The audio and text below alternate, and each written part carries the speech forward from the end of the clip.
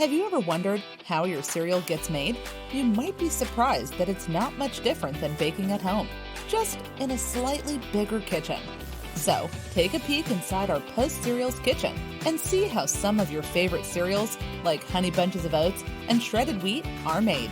For all our cereals, we start with the primary ingredients. That's corn, whole grain wheat, whole grain rolled oats, almonds, and rice for Honey Bunches of Oats.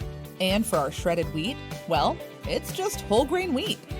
Next, the ingredients go into a hopper or mixing kettle, and they get mixed together. Add water and steam, and now we've officially begun the cooking process. Then, it's time to give the cereal its iconic shape.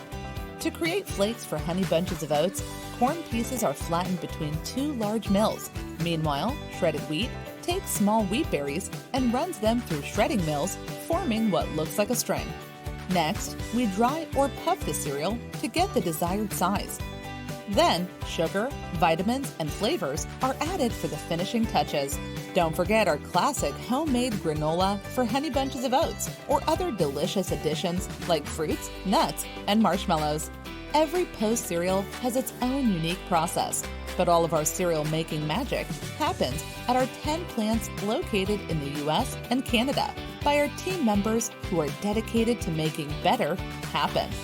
So, from our kitchen to yours, we hope you enjoy each carefully crafted bowl of Post cereal.